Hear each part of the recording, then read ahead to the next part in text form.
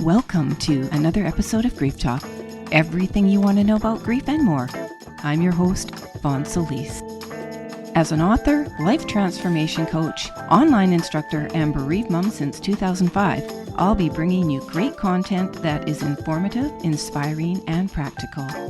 Whether you have suffered a loss or other adversity, stay tuned and tapped in as I cover a variety of topics to help you get where you want to go on your journey to heal and grow. Today's guest is Caurel Richards. With her background living with complex PTSD rooted in childhood, Caurel founded In Divine Thyme Transformational Services in 2021 as an intuitive guide, empowerment speaker, mental health advocate, and practitioner. Caurel coaches her clients through the pain of childhood trauma to help them find direction and peace and transform their lives. Okay, so welcome to the show, Caurel. I am so happy that you're here and we finally connected. Hello, everybody. All those beautiful souls on the other side. I'm happy that you're able to join myself today as we discuss trauma and how it relates to grief as well. Yeah. So as I said in the introduction, so Caurel works with childhood trauma. So for my audience, so I'm going to get right to it. Basically, we're going to be talking about childhood trauma as it relates to Caurel's experience today. But you know what? As I got to know you a little bit, Caurel, and talked about your story, millions and millions of people experience this in some way or another. We're going to be talking a little bit about abandonment and rejection and what that does to us, and specifically what it did to Caurel as children, because we just don't have the brain to deal with it. And then we're going to move into a lot of fun things. Like talking about what it's like to feel responsible for one or more of your parents. We're also going to be talking in this episode about people pleasing and how you can lose your identity if you are a people pleaser. And then my favorite, we're going to talk about how not to stay stuck, how to stay motivated if these issues have impacted you and you're starting to deal with them as an adult, starting to recognize them. Caurel's going to help you learn to identify if you have had childhood trauma and how to get motivated. So let's get to it, Caurel. Let's start with me asking you, actually, what did happen in your childhood that led you to have childhood trauma? That's always an interesting question to answer, and only because there's so many instances, and I want to preface it to say these probably weren't the intentions of my parents, right? We've since, of course, reconciled, and they honestly were doing the best that they could. So the way that I'm going to state it is from the standpoint of me. Now, I've always known I was different in this world. From the moment I got here, I knew I was different. I was very outspoken. So the one thing that I recognized is that when I would speak up, when I would say what I felt, what was on my heart, as typical children do, it wasn't necessarily received well, especially in the country that I'm from. You know, children are basically supposed to be seen and not heard. And I was the absolute opposite. I was seen and I was heard. Okay. And after a while, you know, it got to the point where I recognized that the response to what I would probably say wasn't the greatest response. You know, you don't really have a filter as a child. I don't know if it's been around children, they don't have a filter. But for a very long time, knowing this about myself and seeing the response that I got, I started to internalize a lot of the responses to mean something that was wrong with me, essentially. And then after a while, you know, people would start to disappear from my perspective. And that, in essence, caused me to start creating a story for myself. And I see your face. Yeah. So my question is, as a child, that's pretty astute to notice, quote, people disappearing. So could you give an example of that? So when I said people would disappear, now on the other side of it, and as you had stated brilliantly in the beginning, we have a way of adding stories or creating our own narratives, right? So my mother and my father were very hardworking people, and they would go on trips. You know, they'd travel back and forth to Jamaica from the States. So as a child, you know, you don't necessarily have a concept of time. You just know that you're here one moment and the next day they're not. And for me, being so heavily connected to my father, he left when I was about 2, to seek out a better life for us. And now I didn't know that at 2. And as a result, me already thinking, okay, something's already wrong with me, you start to attach these stories. And in attaching these stories, I said, I did something wrong, which is why he's no longer there. Right. I'm just going to expand on that really quick, just jump in, because I didn't have a parent that abandoned me in that way. And I am giving respect to all parents out there. I'm a big believer in they've done the best they could with the tools they had. But there's a lot of people that, are pretty angry at their parents still. And I get it. What triggered it for me is when you said you thought you had done something wrong. And I was flashing back to the times I got spanked. And that's so difficult as a small child when you have a large parent or anybody, punish you and hurt you and almost violate you, right? So I'm just throwing that in for the people that may not relate to, let's just call it abandonment physically, but punishment or in any other way we feel demeaned by a parent when we are these, I'm going to say, innocent children who have no concept, as you said brilliantly, of time or meaning, really, of what's going on. Abandonment is so much of a spectrum too. Abandonment, a parent could be in your life, they're present, but they're not really present. They don't really know who you are. Yes, they pay the bills. Yes, you sit at the dinner table with them. But if they don't know who you are and they're expecting you to show up as what you're not, that is also a form of abandonment. So it's not just not necessarily, leaving the home. They could be there in body, in presence, but not actually be there to see who you are and honor who you are. So it's, in essence, they're telling you to abandon yourself. And in abandoning yourself, that's where the abandonment wound also comes up. That is so important, because I think a lot of us do that with our children. And I'll say I probably did that also with my daughter, who, for the audience that doesn't know, died by suicide in July 2005 at the age of 22, almost 18 years ago. And I carried an awful lot of guilt. I still carry some of it, because I think what you just said, Caurel, I saw her the way I needed to see her. And I have talked to other parents. I'm not alone. We all, I won't say we all do, a majority of parents do this because we want them to be happy, and we think we know what's best for them to make them happy. And if there's one change that I could have made, I will just throw this in for parents listening, or in any relationship, it's listen and give your child credit for being an intelligent, even sometimes really wise human being. And when you lose a child, I'm just going to throw this in. And every bereaved parent I met, we all found out something about our child that we didn't know, and how smart they were, or how in tune they were with. So it's sort of counterintuitive to what we just said, but I'm now talking older children. But even younger children are very in tune. They might not be able to understand meaning and time and all that, but they understand feelings and emotions, right? That is what they understand. They're so feelings oriented.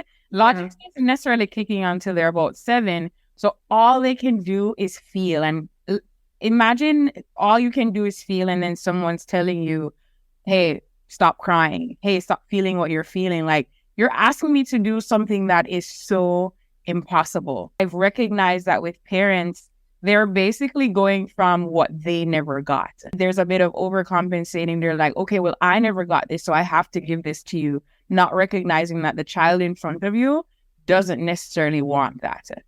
Yeah, and it can just, escalate if we already start with a parenting style like that, where we're not listening. And I raised my son quite a bit differently, who was 9.5 years younger than my daughter, and I've always felt myself as a guardian to him, and he's here to have his experience, and we guide in the best way we can. And let's just listen to our kids. So I'll ask you this. What was the key thing for you in looking back, or at the age that you identified yourself as having had childhood trauma? And was there a trigger moment, or was it an accumulation of things that had happened that you didn't understand? It wasn't a long time ago, to be honest with you. I would say I had just moved to Canada. So I moved to Canada when I was about 28. Mm-hmm. And shortly after that, I finished school. I met a guy. I lost a family member. And as soon as I lost a family member, I also lost that relationship. So loss essentially triggered me knowing something was a little bit off. And when I say it was a little bit off, something just didn't feel right. And I've been on this planet for so long, and I'm like, this can't be it. There has to be more to it.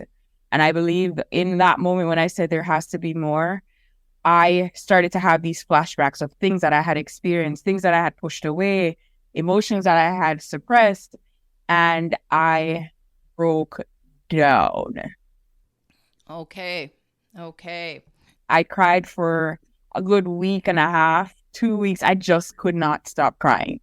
So the inner journey is often painful at the beginning, and quite often something at whatever age we're at. But I would say if we come to an inner journey in our 20s, we're really lucky. Honestly, I do. And once you're on the inner journey, it never ends. You have just a more awareness and expansion in your thinking with the toolbox that's getting bigger and bigger and bigger. So it's not that the lessons get more horrific. They could, but we're challenged all the time, because it's just a fact of life.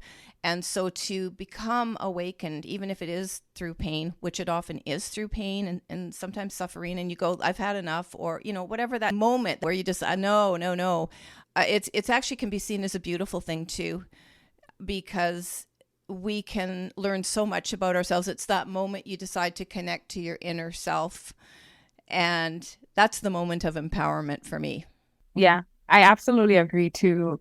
And to bring it back to that loss, I recognize with experiencing those two major losses that triggered recognizing that I had lost my way. The fact that I was like, I'm almost 30 and I know I'm living, but am I really living up to my full potential? Am I truly living in the purpose that I'm here for? And I knew there was something that I'm supposed to be doing here. There's just this knowing. And when I'm like lost, confused, a little bit bewildered, mm-hmm. and I can't find my way out, and I'm known to find my way out of everything, that's when I had to really look in, because I think I was looking outside, thinking everybody else is the problem, when the truth is I don't even want to say I was a problem. I was just disconnected. I was so disconnected from who I knew I was supposed to be that I was forced essentially. It's like your heart breaks, but it's at the point that your heart breaks is when you get back to your senses. I'd like to be speaking here a little bit to the younger generation, because, so many people are lost. It's incredible, and it's natural though. Okay. Listen, we don't come here and go, yeah, I know what I want to do. There are people, I'm going to acknowledge, there are people that, kind of know what they want to do as a profession. But connecting to the inner self is a very, very difficult, demanding job. It is the greatest gift we can give ourselves. So it makes me question whether we all come here disconnected. We definitely all come here forgetting who we really are, but I love what you're saying about the disconnection, because that's also a really, really great word for it. Disconnected from the truth of who we really are, and we need to figure that out for ourselves. And I'm talking here on a much greater scale in terms of unconditional love, unconditional, empathetic, compassionate human beings. This is, I think, that is, as we strive, and losing my daughter brought me to this conclusion, but at a much, much, much deeper level and awareness. It kind of went global. I had it for my kids, didn't really have those things for myself. So, I was in tune with those, or aligned with some of those feelings and emotions. But when she died, it expanded globally. And I have been able to stand by. If the world functioned like this, we could live here in peace. But I guess we're just not ready to do that as a human species. That's kind of getting off, but topic a little bit, but not really, because connecting to your inner self helps you see this. It helps you change internally. And once we start changing internally, it affects like a domino others. It affects who we bring into our life. We start drawing in like-minded people, and together we create much bigger ripples or waves of change. Yeah.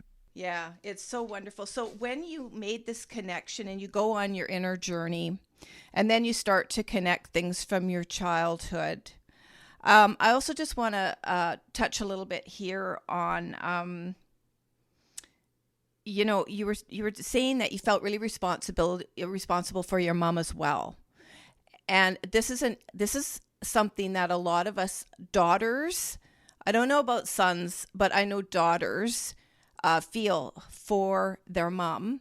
And something will, in my case, it was dysfunction. And as my mom, she passed away in 2010. But as she was sort of in her 40s, 50s, anyway, and she was 26 when I was born. So she's actually the same age I was when I had my daughter. So I just naturally, as I became a mother, felt more and more responsible for my mom. And quite frankly, it did eat away at me. After a while, she didn't ask me. I just want to say she never asked me to feel responsible for her. And that's the part. You said it. That is the part. There is this innate thing within us as women that when we get into this world, and think about it, you've been connected by an umbilical cord for at least 9 months. Some less, some more. So you have this divine connection to this human being, this other person for that much longer. And then you come out into this world. And then do you expect that it's going to be where that cord just miraculously cuts because the doctor cuts it? No, there is this spiritual cord that never gets cut. And that's where that responsibility comes in. And at least for myself, I recognize that her anger was my anger. Her pain was my pain. And like you said, she didn't ask, but there's this innateness within us that it just happens that way. And I had to get to a point, and it was recently, in December to be exact, that I had to cut that cord. And once I did that, I realized that she was having her own experience and I was having my own. So there wasn't, oh, well, if she's pissed off at someone else or if she's going through a hard time, then I immediately have to scapegoat myself and say, well, I'm the problem. I need to fix this. And that's not true. It is not true. It's not true. Has it been a journey for you? Like, was it as simple as saying, I'm going to cut cords, however one chooses to cut cords, instant, or has this been a journey for you to still let go of those feelings of responsibility? Yesterday was Mother's Day, right? I'm rebuilding this relationship with Mother's Day only because before it was, oh, this is something that you're expected to celebrate. And I got to a point where we weren't having a great relationship and I just threw it out the window altogether. And now that we're rebuilding our relationship and she sees me as me, because I think the struggle before is that she was always seeing me as a version that she wanted to see me as. And now that she has accepted me for me, I was still in a space of, I don't know what to do with this day. I am a little uncomfortable. I'm sitting in it, but I'm trying to figure out, how do I navigate this day? Do I just jump right back in and celebrate it just because? Or do I create a new relationship with it, a new dynamic with it to figure out how I want to navigate it? And of course, I picked the latter. So that's what I've been doing for the last couple of days, is like doing some introspection and figuring out those feelings that I had before, those feelings of resentment, anger, disgust, just hate. And that's just me being honest. Those are the feelings that I had towards her. And in doing that cord cutting ceremony, it was an actual ceremony. I recognized that the feelings that I had towards her were actually feelings that I had towards myself. Key point. That is so impacting what you just said. Wow. Okay, and the reason I'm sort of taking a little bit of a wow is so it wasn't until I had to write my mom's eulogy that I realized all the things I wanted for her. You know, she really was happy living her life the way she was living it. So if you're grappling with this kind of a relationship, and men, guys, if you're watching and you have a similar type relationship with your father, because maybe guys, sons do this with their father, they're for sure looking for acceptance. But in the end, it's so complicated. Our relationships are so complicated with our parents. And they don't need to be. I'm a firm believer that we do come here to work things out on a soul level with our relationships. But I read a book many years ago, and in this book, the lady who worked in soul work said that our more important relationships to work things out with in the family unit are with our siblings, not our parents. Interesting. Yes, and it stuck with me because as a parent, and I don't know if you're a parent, Caurel, but I am a parent still of one, and I don't expect my son, and I honestly didn't expect my daughter to be working anything out with me. If you really think about it as a parent, you don't want that from your kids. So anyway, in the soul group, the family type unit, that stuck with me that if you're going to have stuff to work out in your initial immediate family unit, I'm not talking about when you go on and get married and then you have other issues and relationships and stuff to work out.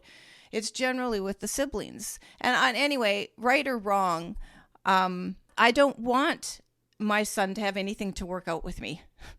Do you know what I mean? Whether or not you want him to or not, if he's going to, he's going to. Right. Sure. And I think the struggle that I had was I needed her to apologize. I needed my father to apologize. And when I let go of that need for them to do that, it happened on its own. And it happened in its own little way. And this is, I'm telling you, the recording that we're doing right now is perfectly timed because I am 36. And when your mother calls you yesterday at 36 to say how proud she is of the woman that you've become, that 36-year-old, she goes right back to being that 3-year-old. Yes. But that's what I'm saying is at any age, certainly we want our parents' love and approval. Yeah. As daughters, we want that from both mom and dad. But yes, there is a different relationship, I think, between sons and dads, daughters and mothers. I struggled a lot with my daughter. We had a very contentious, like normal. Sometimes we just got on each other's nerves, and other times we snuggled up together and watched, TV. So, and I'm not alone in this. Many mothers are going to go through a period where they're going to have a little bit of this, Tug of war. Yeah, thanks. It's not conflict really. It's just tug of war, and I think it's just finding your place in the relationship, in the home, and so on and so forth. But I was estranged from my dad for 18 years. I'm just to your point about going back to childhood. And 4 months after my daughter died in 2005, there was a family reunion. My sister organized it, and a bunch of us went, and we reconnected with my father, who was 81 at the time, and in a nursing home at this point. He had all his faculties, but he had Parkinson's, and he ended up in a nursing home. When we reconnected, there was a moment at a luncheon. This is probably about my second or third visit to him that week. I just had 1 week, and I saw him as many times as I could with my husband and my son. And we were sitting on the couch together, and he tapped my knee, and, he just said, "Everything is good. My little girl is home again." And I went back to being that kid Yeah. that was beaming. Why? Because I was terrified to see my dad, because I thought my dad would judge me as being a really bad mom because my daughter had chosen to end her life. Now, that's a pretty big, loaded issue. But the point I'm making is it can be on a really micro level that your parent didn't tell you they loved you enough, or they weren't what you expected them to be. And again, this mind that's just trying to make sense of feeling safe and secure. Yeah. And it can complicate us for the rest of our lives unless we do something about it. Would you not agree? Yeah, absolutely. The mind is very powerful. Yeah. Even just sitting here, we're having a very conscious conversation. But in the end, who runs the show is your subconscious mind. And if your subconscious mind is filled with beliefs, stories that's telling you that you're unworthy, that's telling you that you're unlovable, that's telling you that you're not enough, you're going to show up that way. And is it true? It's not true. It's just that the way that you experienced life when you were a kid with the limited resources, those are the things you told yourself. Because like I said, you're working with limited resources and it's a part of the journey. Like you're saying that we come here for a reason. We come here to deal with things on a soul level. And I wholeheartedly believe that. I believe that we even choose the parents that we choose to go through these experiences. Like there's certain parents I knew I wouldn't choose because I probably wouldn't have learned these lessons.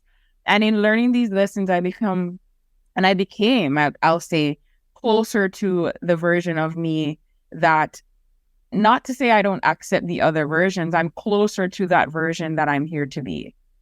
Because I have a purpose. You have a purpose. Oh, for sure. And the longer I take to show up as that version and love myself through the broken pieces is the longer that I'm not going to be able to show up as that person. What's really beautiful, Caurel and audience, about purpose is that purpose can evolve. So while you may have the framework for it, and it will evolve, and it has to evolve, because the more you get in touch with it as we age and we get more life experiences, we start to interpret and absorb information in a much more expanded way. And then our messaging evolves. It's not that it changes, especially if you're really tapped into the essence of the purpose, right? But it will evolve the more you learn. Whatever we're doing, for me, and I think Caurel as well, the goal and what I'm hearing in this in your experience is getting in touch with your authenticity. That's the only way you can get in touch with your purpose, by the way. You're not going to find purpose if you're not authentic with yourself. And that means inner work, inner connection before any outer connection, because you can't even really have great relationships unless you've got a great relationship with yourself. Oh, trust me, I've tried it. I'm just like, look, let's focus on everybody else. And then maybe, and that's where the people pleasing comes in, is where if you meet everybody else's need, they'll love you. They'll love you. But the moment that you stop meeting those needs, then they get to see the real you. Then all of a sudden it's too much, right? But the truth is, if you've never really showed them who you are, how do they know? How do they know? So you're actually doing yourself a disservice by not being authentic. And I recognize that the biggest struggle, the number one struggle in terms of being authentic, is that self-acceptance piece. Great. We are aware. Wonderful. But if you cannot even accept those messy parts of yourself, then you are not going to be able to show up with those messiness. You won't. So I'm going to say one thing, and then I'm going to ask you from your perspective and your generation, why you think it's so hard. And I'm using a little bit of the generation because like in my generation, we've grown up and I don't know, we never talked about this kind of stuff. So I do think today, like it was very, very, I started metaphysics and all that in the early 80s. For people who know Deepak Chopra, I believe I have one of his first books. And at the time, he was a cardiologist and making sort of the connection between what's going on mentally, emotionally, and spiritually causes heart attacks. Yeah. And his book is in my little bookshelf there because it was so authentic. And we have to be very, very careful. The bigger we get, if that's what we're going after, the more impacting our messages become, that we stay true to the authenticity, because it changes people when you start changing, chasing the dollar. But what you're saying about this people pleasing, the self-acceptance. So my question is, there are a lot of resources available to access now on personal power and manifesting and intention, far more than there were 40 years ago. So why do you think it's still so difficult to accept ourselves, even with all the tools available, resources available? It's not about everybody else. It's not about these personal development courses. It's never been about that. There is a thing called shame. There is a thing called guilt, and those are very powerful feelings. Yeah. Guilt and shame tells you that you're unworthy. I'm actually in the middle of doing a series right now where most of my life I heard I was too loud. I was too fill in the blank. I'm too sensitive. I'm too empathetic. I'm too nice. I'm too lazy. I'm too all of the above. And when you hear that as a child, as a human being, you're hearing that something's wrong with you. And if that's the narrative that is playing in your head constantly, that something is wrong with you, no matter how many personal development courses you do, that's running and it's blocking anything else from coming in. So the thing that makes it hard is that we think something is wrong with us for the things that actually make us who we are. Now, I'm very empathetic. I am very loud. I'm very outspoken. But those are the things that make me me. Yeah. So if all your life, the things that make you you, somebody's telling you something's wrong with you, then why do you think you're going to love yourself? Why do you think you're going to honor who you are? Why do you think you're going to accept who you are? It's changing that narrative, thinking that there's something wrong with you for the things that are actually what make you you. So are you saying that people are really pressured to change the things about them that make them them? Yeah.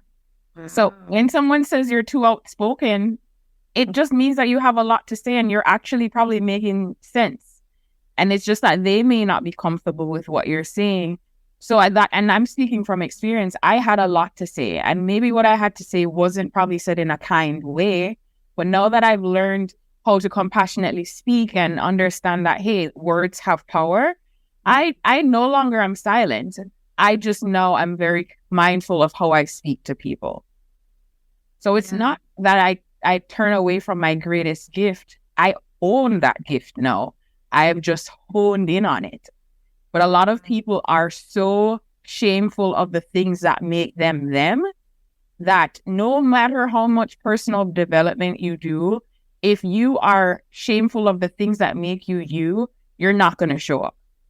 So this is obviously coming from somewhere. We opened up with the parent-child relationship. I don't want to blame parents. Ooh, I don't.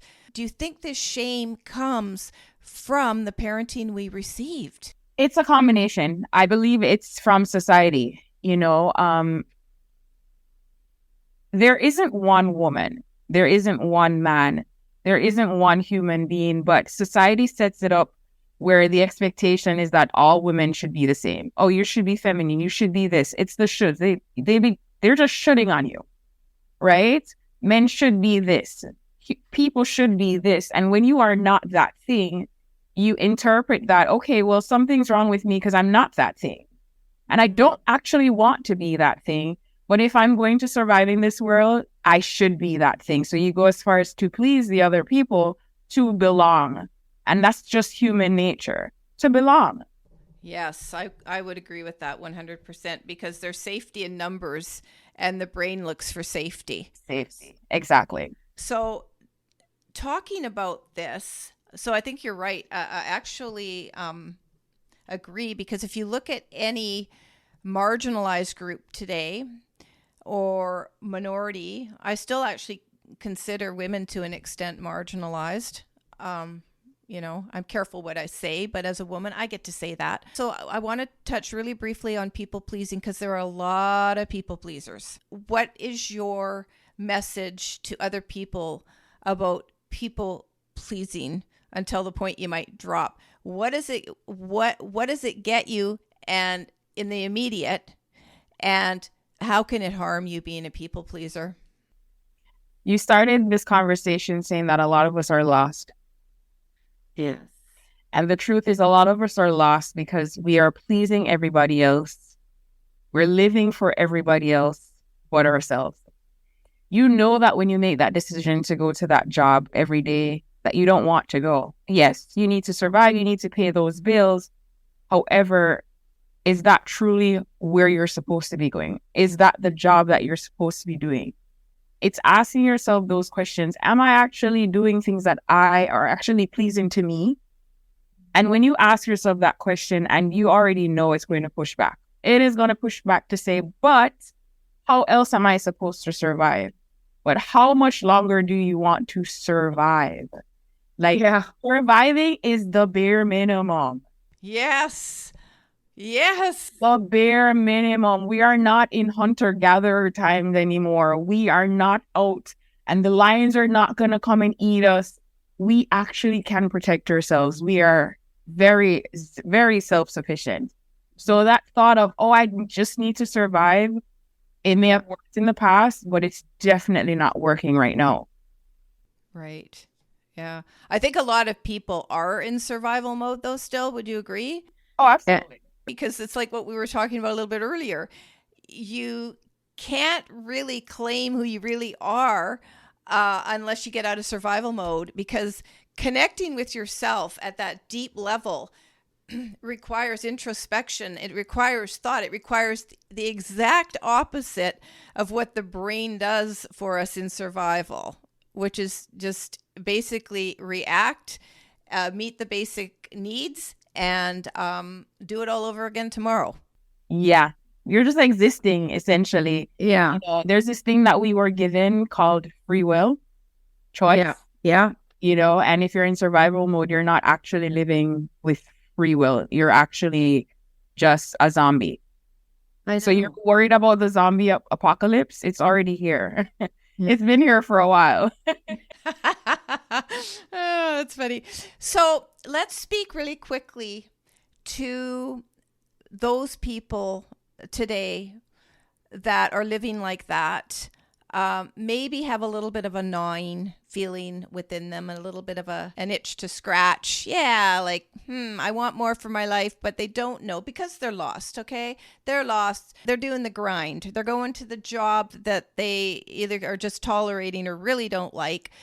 But, you can feel within, even if you haven't connected to something more in your life, you can feel within when it starts that awakening, right? That little bit of I'm not sure how it felt for you, Caurel, but it feels like, will you explain what you think it feels like? For me, it's like there's something there.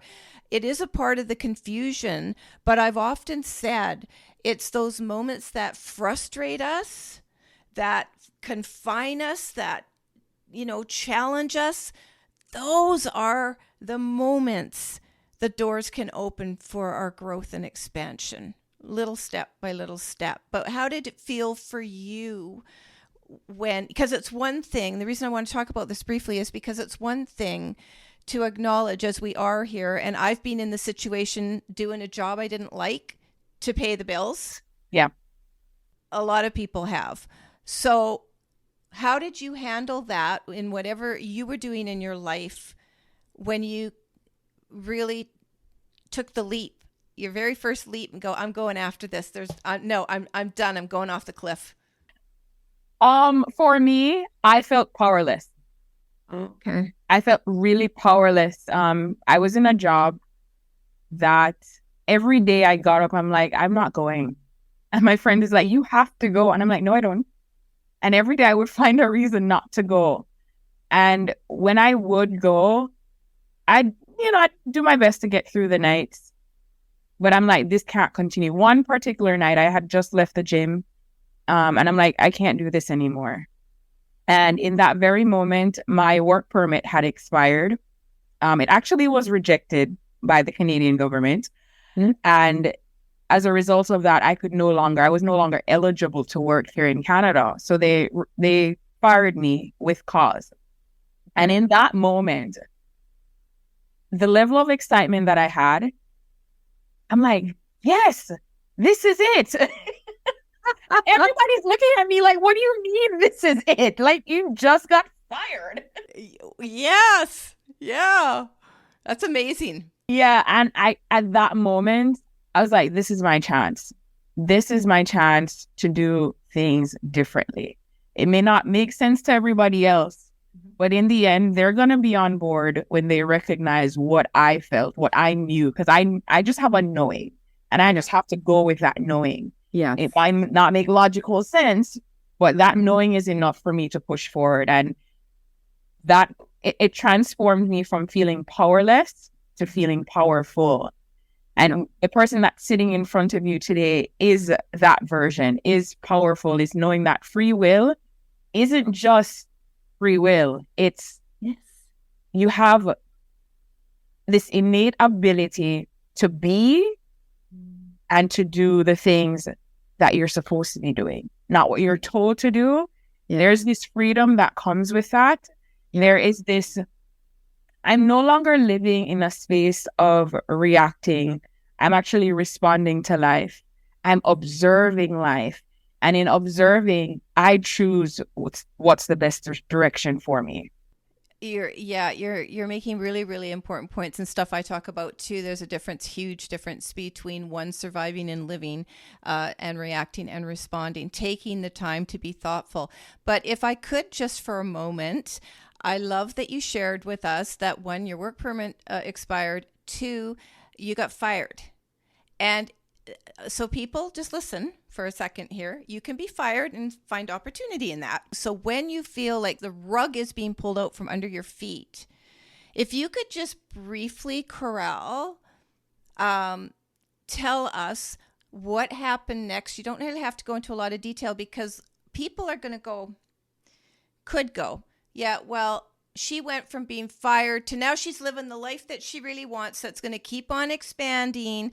But a lot of people miss the steps that happened. So I'll ask you, when your work permit was rejected, did it mean you needed to leave the country? How did you actually end up getting back on your feet? So that work permit situation did not get resolved for another 3 years.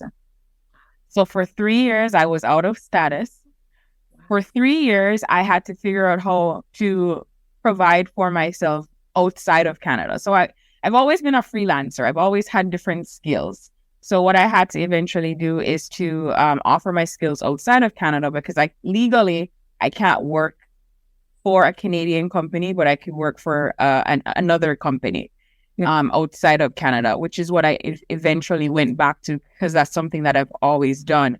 So during those 3 years, I learned patience. Yeah. I learned skills that I never thought I would need for where I am right now. So I'm saying this all basically to say that so many times we are focused on what's not working, the bad that has happened, the things that we're not getting, that we're missing out on the things that are actually sitting there waiting for us to see, to just take a hold of, to lean into. I was forced, and I say this again, I was forced to have patience. It was in that moment that I truly learned patience and I truly understood that, you know what, the power that I have to attract the things that I need in my life, that is when I got my permanent residency. It was one of those days, and I remember October the 28th, 2021, I was overjoyed. Yeah. Congratulations, by the way. Thank you. Yeah, congratulations. And then it's just it's uphill. You're not peaking obviously yet. None of us are peaking. But the point I think that we want to make, and thank you for sharing that, Caurel, because a lot of people don't want to talk about things that, happened to them that were sort of viewed negatively or whatever. But you're the first guest I've actually had on that's, talked about immigration, if you will, that the part of it that I live here, I'm Canadian, I don't deal with that. But thank you for sharing that, because work permit rejected, can't work here. What? And this can be even traumatic, but at minimum a little bit of a jolt to have to deal with. And so thank you for sharing that in that context. The point I want to make to the audience and that you're talking about here, Caurel, is it happens in steps, but the moment drawing on the connection you have to the power you have within you, the ability, I call it personal power, but it's the ability to take that next step to attract an opportunity that might not get you from A to Z, however you want to say it, in one day, which is where the patience comes in, but you can keep yourself on track. Let me ask you this. Did you intuitively know when you were faced with choices, if you were faced with more than one at a time, which one was going to keep you on track and which one was easier and going to take you another direction? I feel like you're in my head. There was a point where I had to hire a lawyer. Mm-hmm. And I remember saying to the lawyer that, and because I applied for my permanent residency through a nomination, which requires me to have a job. Now, at the time, I didn't have a job. So she's like, okay, well, you need to go get a job now that you have a work permit that allows for you. Even though it's limited, you can still actually apply for a job. And I told her, no. I said, I am not applying for another job. I'm starting a business. I have the documents. I have whatever I need to start that business. We are going to apply with my business. And she said to me, are you sure? She's like, this is risky. I said, I am certain of it. And that was my intuitive guidance that said, hey, girl, no, you're not working for another person for the rest of your life.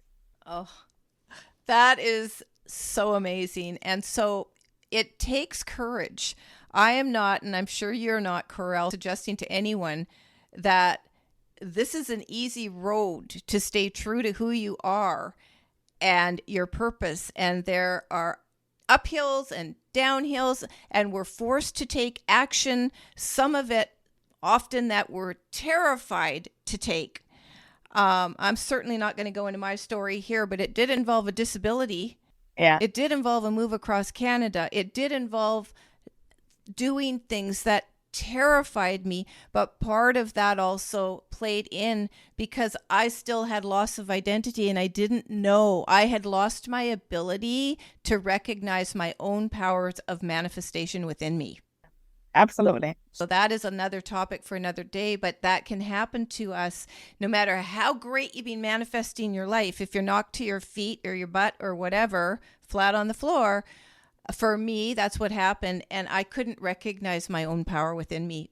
I couldn't dream. I couldn't envision. And even today, I'm going to admit for the audience that can relate, I still can't see very far in the future. When you intend, and yes, lots of actual coaches in that, picture yourself 3 years from now, whatever, 1 year from now. And maybe you haven't run into that, but that's part of some people's practice.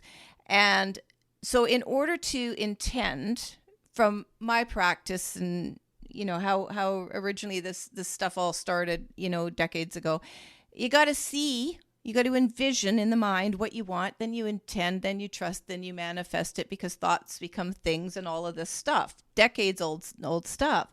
So if you're in a position that, well, I don't know what I want because I don't yet know what I can do, because I don't yet quite know how powerful I am, or that I'm worthy of this and deserving of this. And I will be totally upfront and admit all of this happened to me because of all of the shame.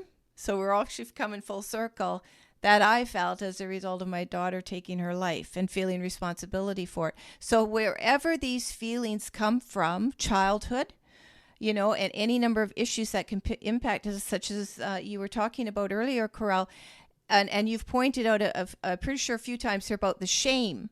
Wherever the shame comes from, it limits us in ways that we have to deal with it in order to sort of let the floodgates open and all the gold come into our life. The gold being the opportunities. It doesn't have to be money. And that's another thing I am very, very vocal about, is we too often culturally,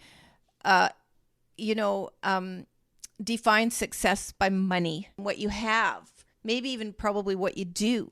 But when you're claiming your authentic life, in whether that's self-business, whether it's changing careers, going to school, moving to another country, whatever you're called to do, that is that innate knowing that I need to do this to eventually take the next step that eventually is going to take us where you look back and you go, I can't believe I'm doing this.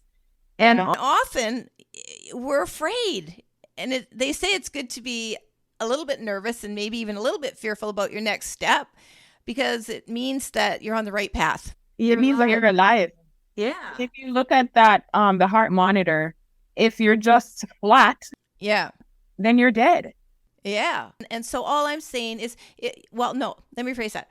What's the one thing, Caurel? We could talk forever and we can't, but we're giving people just enough of a glimpse into connecting to their authenticity, their personal power, their own skills, their own ability to at least kickstart their life in the direction that they want it to go if they are not happy with it today or they're ready for more. You can be content with your life, but the moment you start to feel frustrated, or I liken them to growing pains, recognizing them, and instead of being afraid of them, honor them and question them and going, okay, where am I taking me?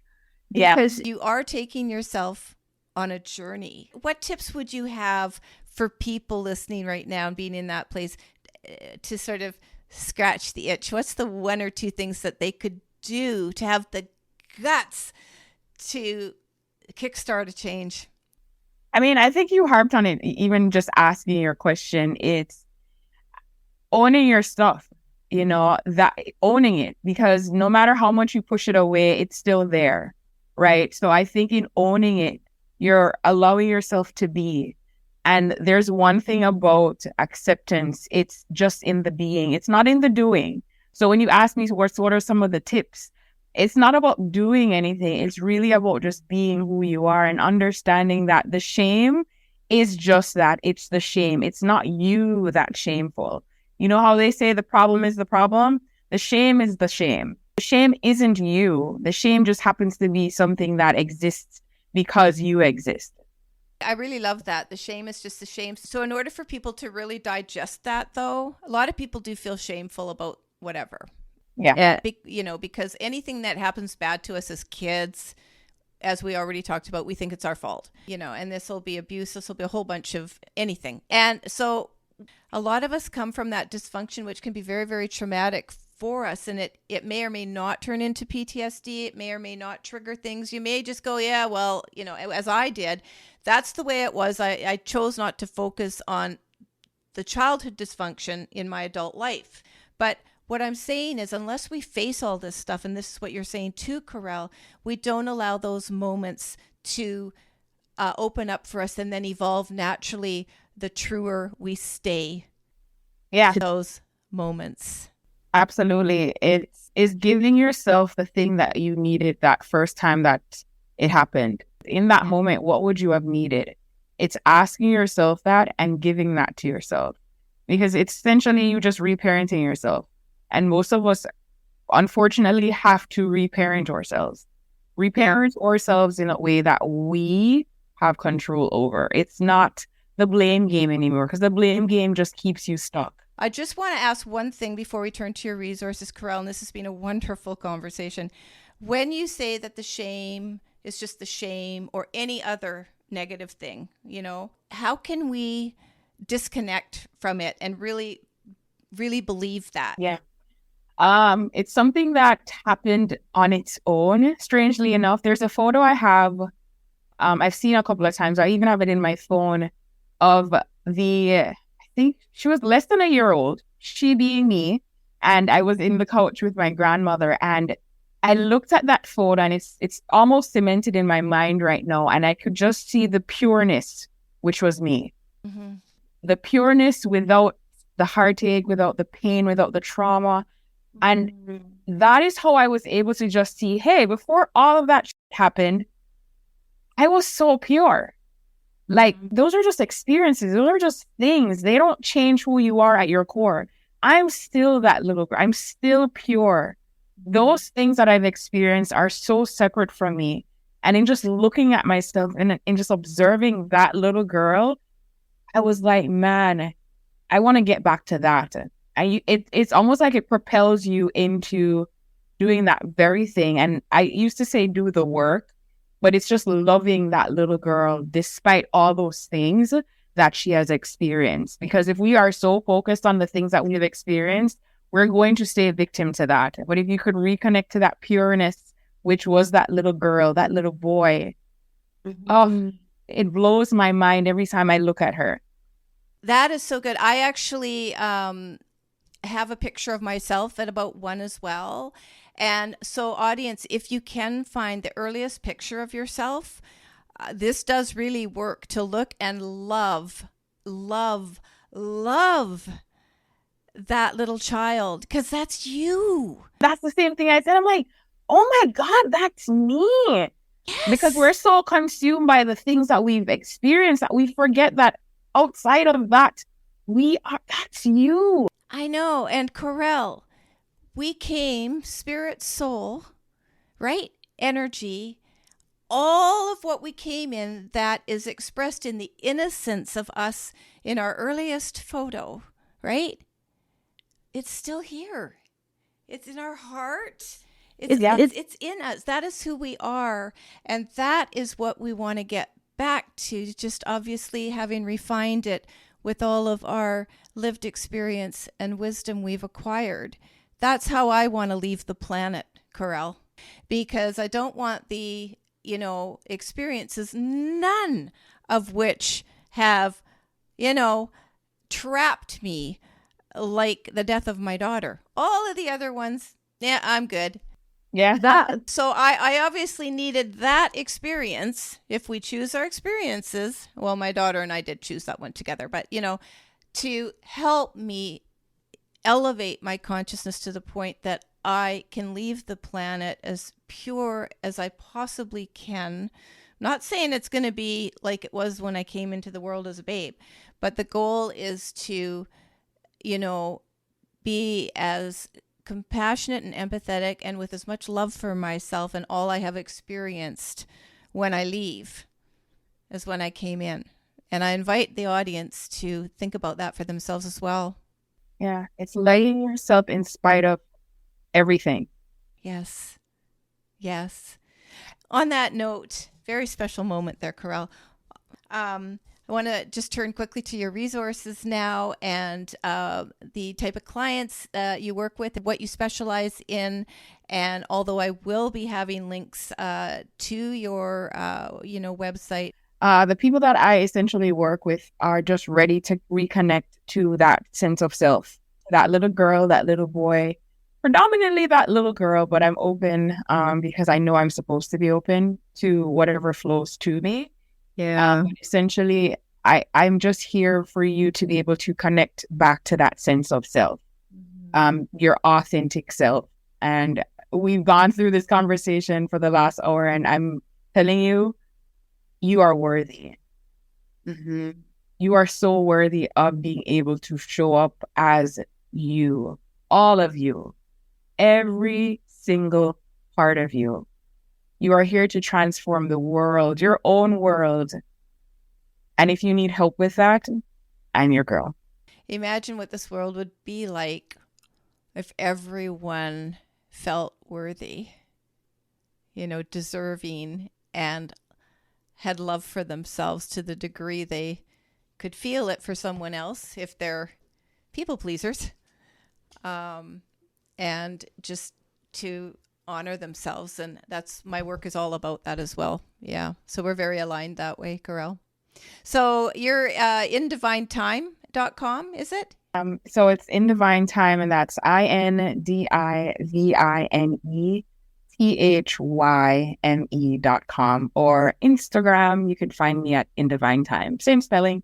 So again, I'll have those links below. We covered quite a lot here just to get people thinking. I'm all about just inviting people to feel inspired, and if something that has been said impacts you in a way that invites you to make an immediate change, or at least start thinking about change, then we've done our job. Yes. I want to thank you so much, Caurel. Yes, for coming on my show and sharing your experience and your professionalism and your wisdom with us. Absolutely. Thanks again.